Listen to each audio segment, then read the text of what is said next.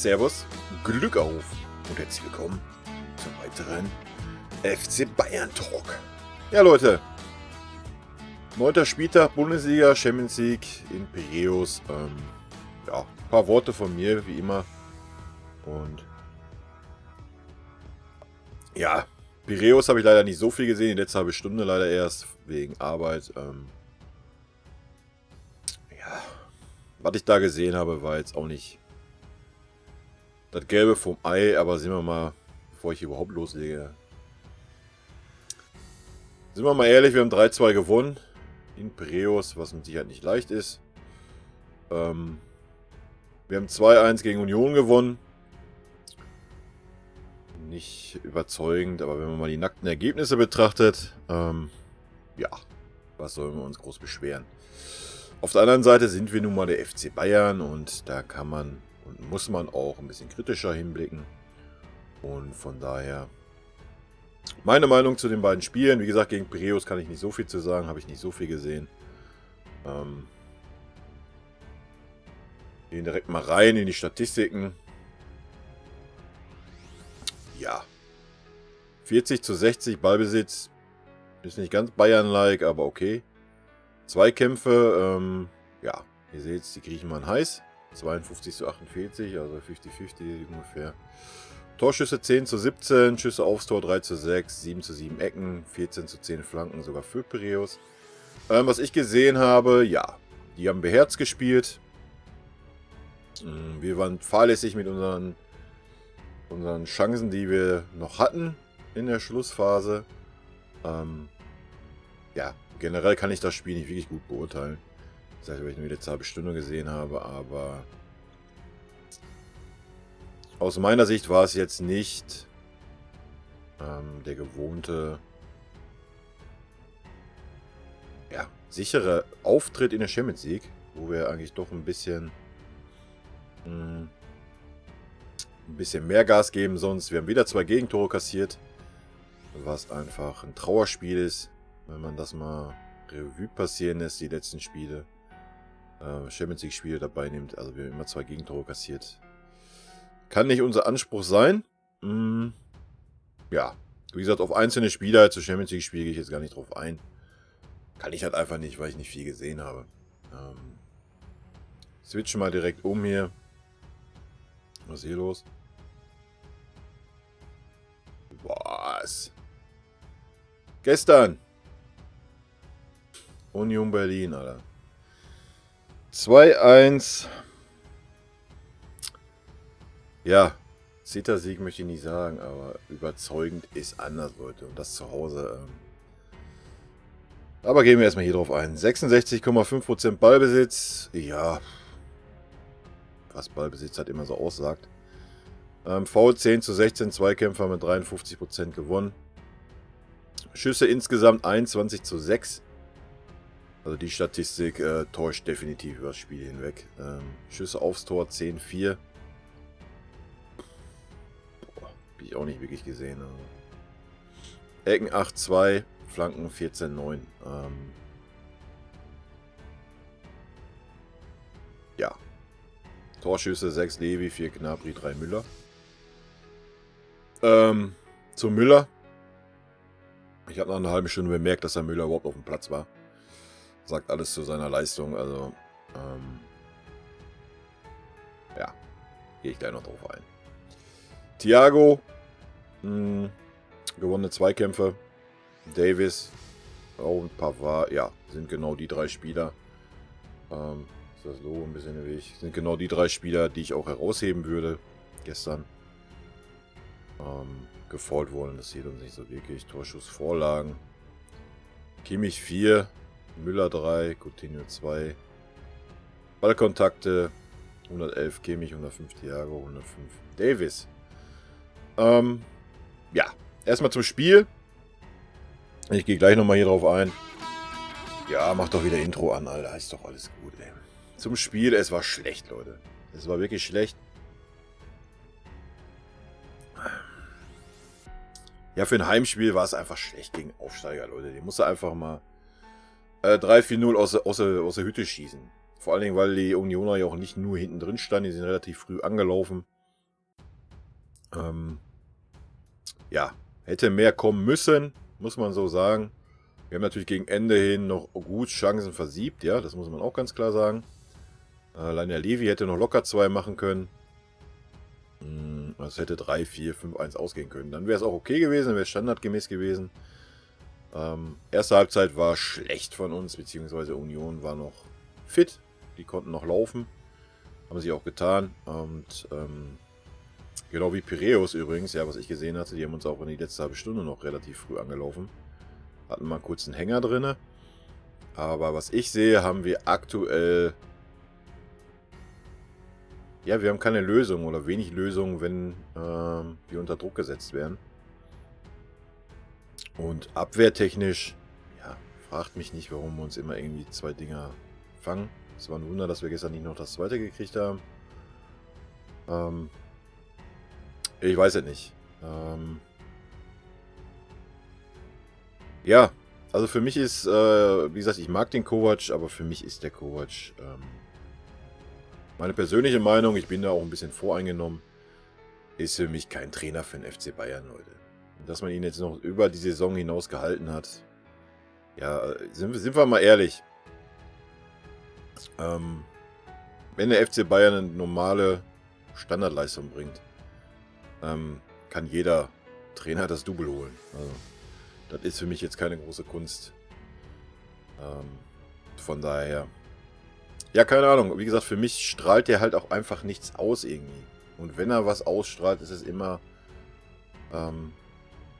ja, er hätte damals nicht von seiner Strategie weggehen sollen. Das ist so das Problem, was ihn halt so zerstört hat in meinen Augen. Er hatte einen Plan, er kam von Frankfurt, hat Erfolg gehabt, wir haben einen super Start hingelegt, er hat auf Rotation gesetzt. Und kriegt dann nach der ersten kleinen Flaute direkt eine Ansage, nee, so nicht. Und was macht er? Er rotiert gar nicht mehr. Gar nicht mehr, Leute. Wie kann sich denn ein Trainer so, ja, vom Vorstand, sonst wen, was sagen lassen und darauf so reagieren? Also, klar kann man sich da ein bisschen was von annehmen, aber muss man dann auch sagen, das ist so mal eine Linie. Und was er jetzt gerade macht, ist lächerlich, ja. Jetzt haut er ja die Spieler in die Pfanne und sagt, ja, ist nicht meine Schuld, die Spieler müssen Leistung bringen, Blasülz. Und wenn ich mir die Leistung der letzten Wochen anschaue, denke ich schon, dass die Mannschaft gegen den Trainer spielt. Ich denke schon, dass das zu sehen ist, weil das ist aktuell... Klar, die Ergebnisse stimmen noch jetzt oder stimmen wieder. Wir haben davor gegen Hoffenheim verloren, da unentschieden in Augsburg gespielt. In Augsburg tun wir uns generell schwer, aber nichtsdestotrotz, ja, nicht Bayern-like. Und wenn man gestern die Reaktion gesehen hat, also ich meine, dass der Müller, ja, unzufrieden ist, keine Frage. Wenn man gestern die Reaktion von Coman gesehen hat, ja, Coman hatte nicht seinen besten Tag, vollkommen richtig. Aber wenn wir das mal in Noten ausdrücken, wenn der Coman noch ausreichend war, dann müssten wir eine neue Note für den Perisic erfinden, weil der war unterirdisch. Da reicht eine 6 mit unbefriedigend gar nicht aus. Habe ich auch nicht verstanden, warum man da erst den Coman rausnimmt. Ja, generell habe ich so ein bisschen das Gefühl, ja, dass er die Spieler nicht so erreicht. Und ich weiß nicht, so mein persönliches Gefühl. Man kann nur so sehen oder beurteilen, was man so sieht. Man ist ja nicht täglich vor Ort oder sonst irgendwas. Aber für mich, wenn ich was Positives davon nehme, dass der Uli bald weg ist, dann, dass der Rummenigge am Zug ist und ja, ich denke, der Kovac. Ja, vielleicht ziehen wir bis zur Winterpause durch, aber ja, mal ernsthaft, also ich habe den sowieso nicht verstanden, wie man den Kovac einstellen kann, also ich habe auch den Salihamidzic nicht verstanden, davon mal ab. Dass man 2 so Unerfahrene dahinstellt. Ich meine, klar, man muss den Leuten nochmal eine Chance geben, vollkommen richtig. Aber warum verzichtet man dann auf einen Nagelsmann, wenn man da anführt, der hat zu wenig Erfahrung? Ja, der ein ganz klares Konzept hat, der mit jungen Spielern umgehen kann. Ja, warum setzt man dann auf den Kovac? Habe ich, ja, damals nicht verstanden. Genauso in Hasenhüttl, ja. Von wegen Erfahrung. Keine Ahnung. Ja, wie gesagt, ich habe so nichts gegen Kovac, aber irgendwie als Bayern-Trainer, ich weiß es nicht. Ich finde, er hat sich halt zu sehr verbiegen lassen. Das kannst du dir halt irgendwie in München nicht erlauben. Du musst da deinen Vorgesetzten schon die Stirn bieten, finde ich. Und ich denke, das ist auch das Problem in der Mannschaft. Ja, die ihn da wahrscheinlich einfach nicht ernst nehmen. Des Weiteren, er vercoacht sich halt auch schon extrem, ja. Erstens haben wir keine Philosophie, wir haben keinerlei Ideen auf dem Platz, das muss man mal ganz klar so sagen. Vom Guardiola-System ist nicht mehr wirklich viel übrig geblieben, außer dass wir aktuell mit 2 Sechsern spielen, die gar keine Sechser sind. Und dann wundert er sich, dass wir so viele Gegentore kassieren. Ja, ich meine, ich predige seit Anfang der Saison, stellen Martinez auf die alleinige 6. Alles wird gut. Tut er nicht. Er hat Martinez jetzt zwischendurch mal gebracht, dann auf einer Doppel-6 oder als Innenverteidiger und ja. Wie gesagt, stell Martinez auf die alleinige 6 und alles wird gut in meinen Augen. Haben wir ja auch letzte Saison gesehen. Nach der Krise kam der Martinez dann auch rein. Aber wenn man sich als Trainer dahinstellt und argumentiert, ja, der Martinez ist nicht kreativ genug, er kann das Spiel nicht eröffnen. Leute, erstmal, was mache ich so eine Aussage in der Öffentlichkeit, wenn ich das wirklich so sehe als Trainer? Zweitens ist diese Aussage kompletter Schwachsinn. Kompletter Schwachsinn. Also, naja. Meine Meinung zum Kovac, ja, haut ihn weg, Alter. Es kann eigentlich nicht schlimmer werden.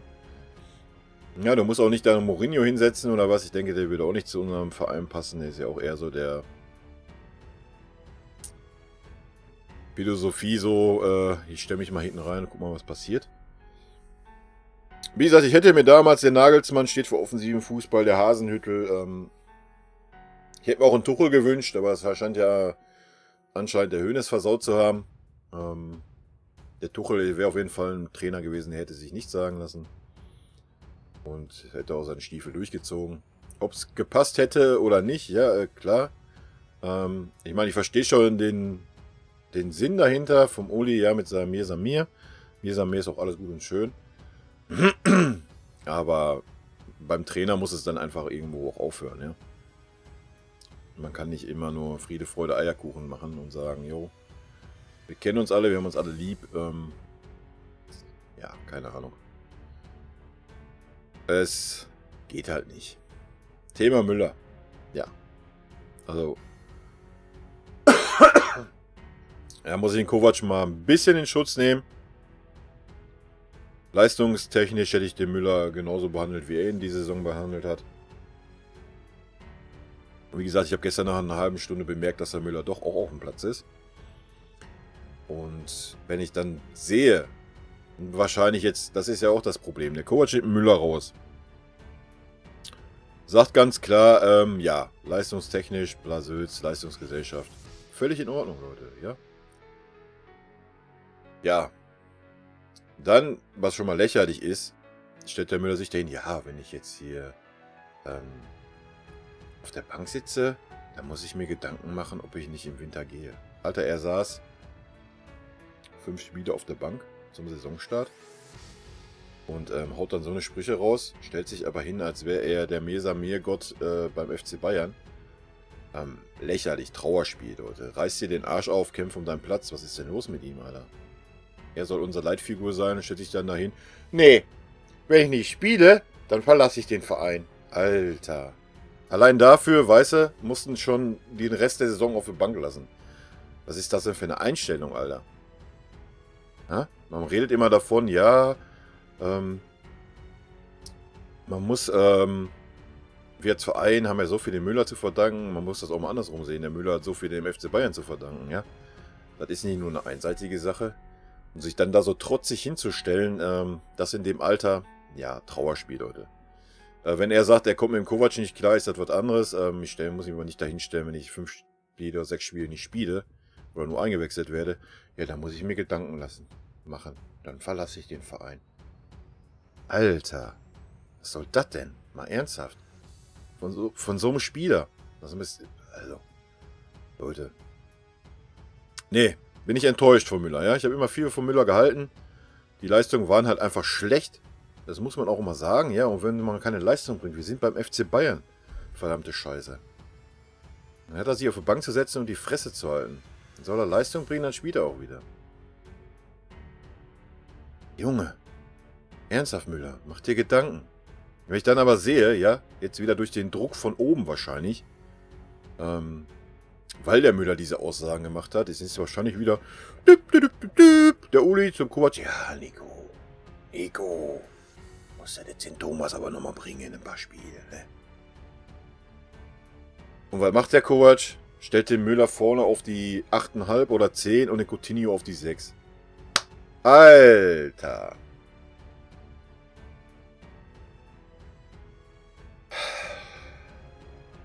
Leute.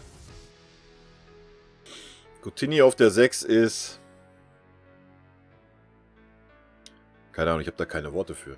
Ich meine, er war gestern nicht schlecht, ja. Er hat auch gute Defensiv-Zweikämpfe geführt. Aber es ist doch komplett verschenkter Spieler auf der 6, Leute.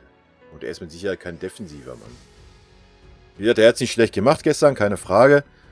Aber das Potenzial, ja. Das ist, wenn ich bei FIFA einen Stürmer ins Tor stellen würde. Genau so eine Aktion ist das.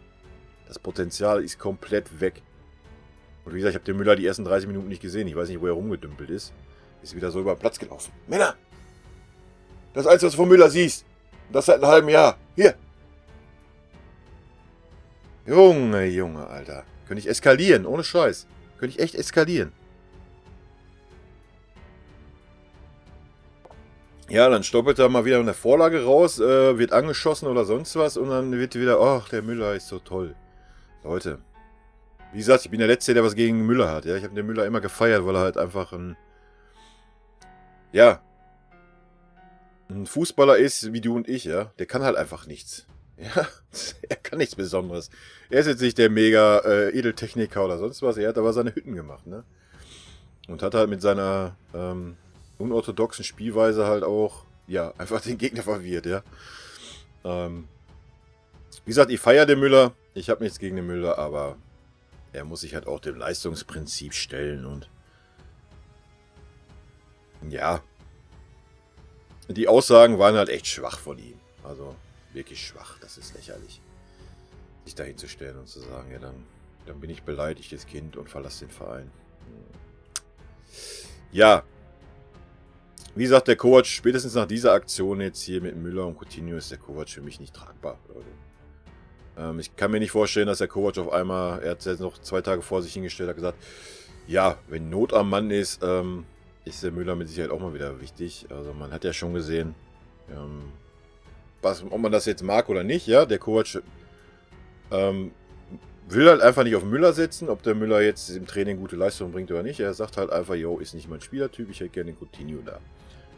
Gut, sehe ich, kann ich nachvollziehen. Wie gesagt, Coutinho ist mega. Hast du die Ansätze, die er zeigt, auf der 10 ist er, ja, kann ich verstehen. Ich würde Müller, wenn ich ihn bringen würde, auch auf Außen bringen.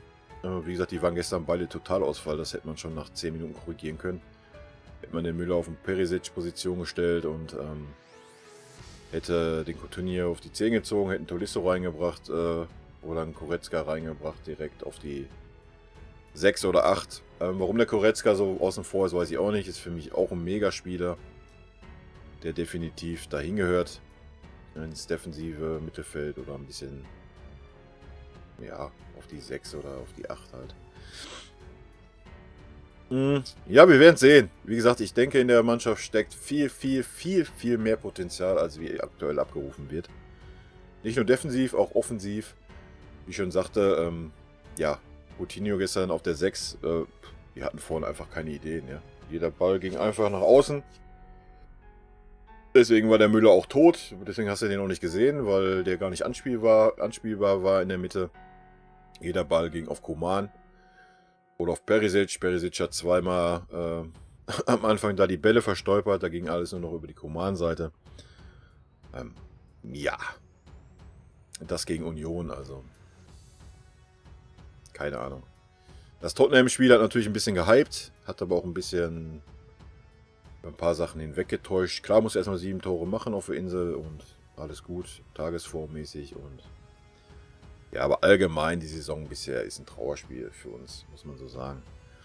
Ich meine, der positive Effekt, ihr habt es ja gerade schon gesehen, positive Effekt in dem ganzen Trauerspiel ist, dass wir aktuell noch Erster sind. Ja, Gladbach spielt jetzt noch, ja. Dann sind wir im schlechtesten Fall Zweiter. Ja, jetzt überlegt mal, wir hätten Normalform. In Normalform hätten wir maximal ein Unentschieden da stehen und keine Niederlage. Machen wir uns nichts vor, da wäre die Saison schon wieder gelaufen. Von daher, wie gesagt, ich mag es. Ein bisschen eng, ein bisschen knackig. Scheint die Spieler ja aber auch nicht wirklich anzumachen, dass sie da irgendwie heiß sind. Ich mag es, ist okay. Ein bisschen enger mal die Bundesliga. Aber hätten die Dortmunder auch ein bisschen konstant drinne. Konstanz. Wenn die Dortmunder auch schon enteilt. Machen wir uns nichts vor, ja. Dass Freiburg da auf dem 2. Platz steht, sagt auch so ziemlich alles. Von daher. Dann wäre der Kovac schon lange weg. Dann wird der Baum nämlich schon brennen bei uns. So ist es, dass die Dortmunder dieselben Probleme mit dem Favre haben. Von daher sind beide Trainer wahrscheinlich noch im Amt. Wären wir jetzt schon enteilt mit 9 Punkten, wäre der Favre wahrscheinlich auch schon weg in Dortmund. Müssen wir uns auch nichts vormachen. Von daher heben wir uns gerade gegenseitig so ein bisschen auf. Ja, aber wie gesagt, für mich ist der Kovac halt einfach nicht mehr tragbar. Also mein persönliches Gefühl ist zumindest, dass mehr ja, so ein Uli oder sonst wer da coacht, wie der Kovac, wo ich dann noch gesehen hatte, vor der Saison, ja, wir holen jetzt den Flick als Co-Trainer. Alter, da habe ich mir nur gedacht. Ja, was ist los? Ich meine, das ist ja auch schon eine Traueraussage. Er ist Trainer, er holt da seinen Bruder mit am Start. Kriegt dann noch einen Hansi Flick da irgendwie vorgesetzt. Und jetzt mal ernsthaft, Hansi Flick als Trainer, Leute. Hallo? Was ist los?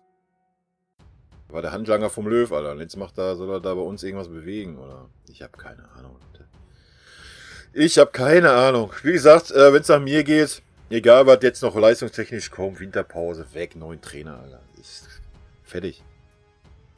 Fertig. Man kann es nicht anders sagen. Ja. Wie gesagt, man hat den Nagelsmann echt verpasst. Ich hätte den gefeiert, wenn er gekommen wäre. Ja, wahrscheinlich wollte er sich auch nichts sagen lassen oder was. Ich weiß es nicht. Wie gesagt, ich freue mich, wenn der Olli jetzt einsteigt. Gut, er hat noch ein Jahr Probe- oder Anlernphase.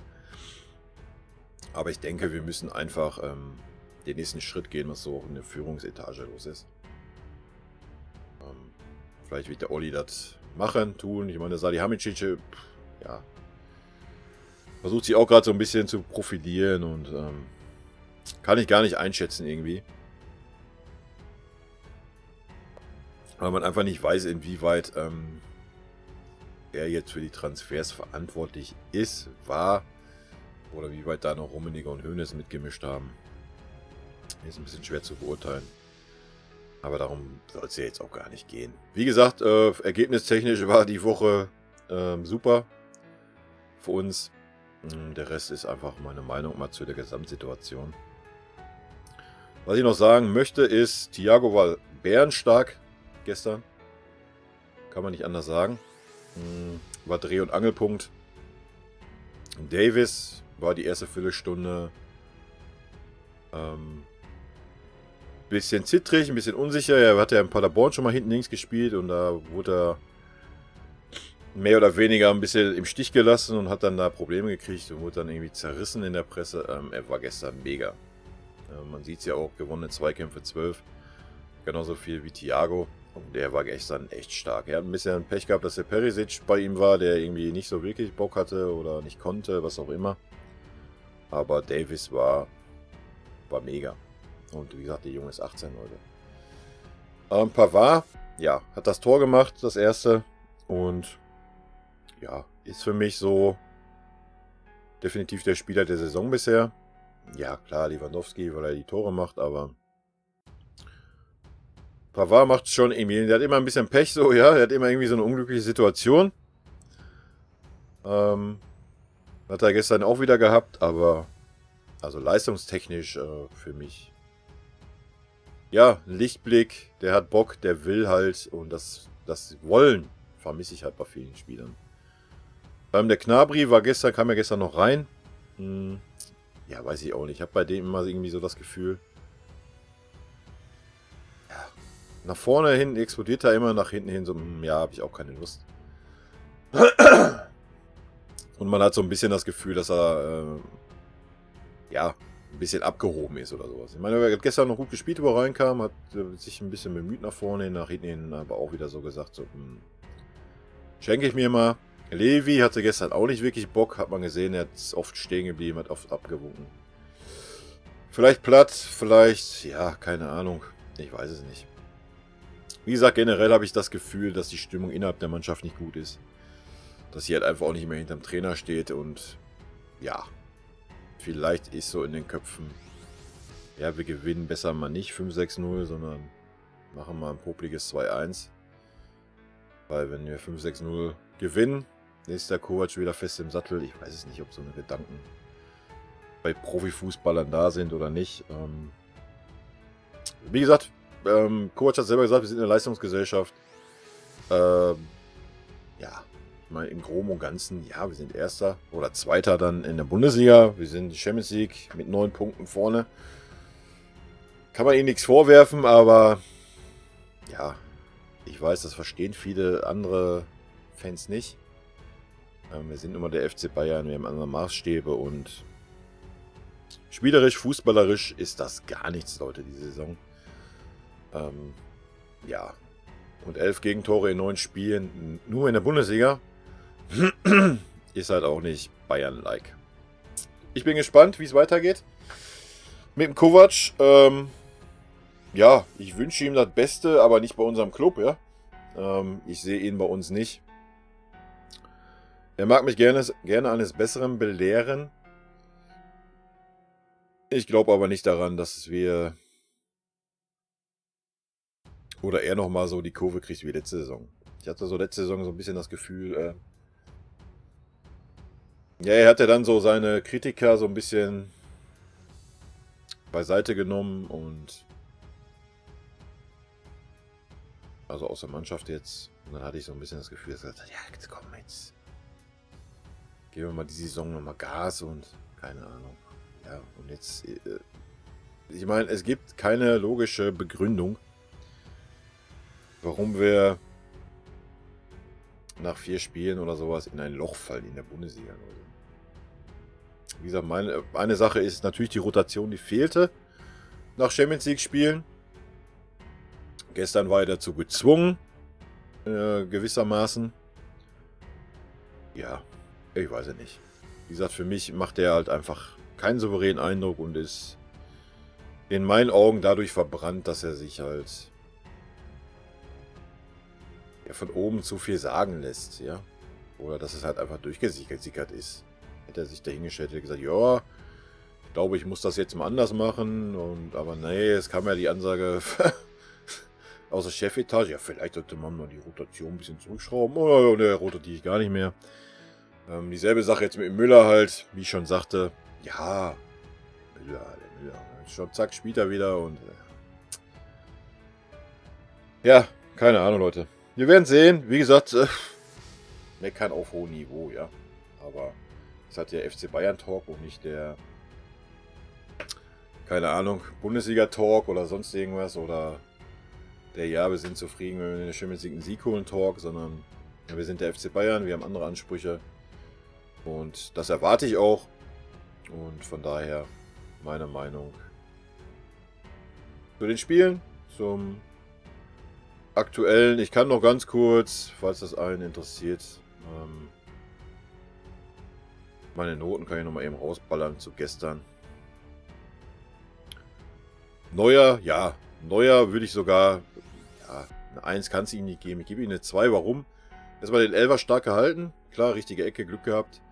Was mir beim Neuer aber endlich mal gefallen hat, was ich beim Neuer immer vermisst habe, er hat endlich mal, wo es noch nur 0 stand oder wo wir 1 noch gefühlt haben, er hat endlich mal die Schnauze aufgemacht und hat versucht, die Leute wach zu rütteln und zusammenzufalten nach irgendeiner so einer Aktion.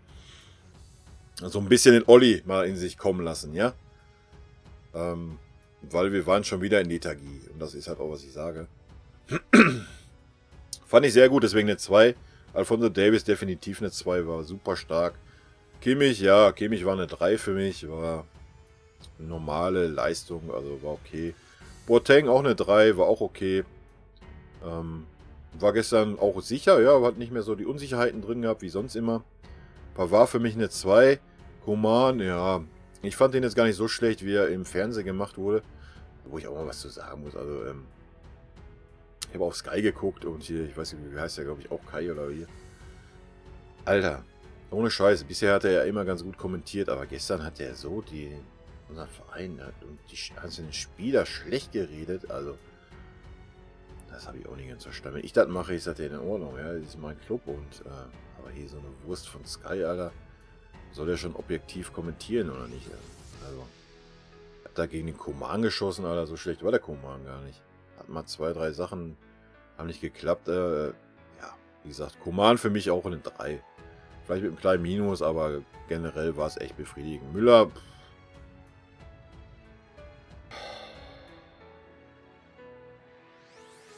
ja.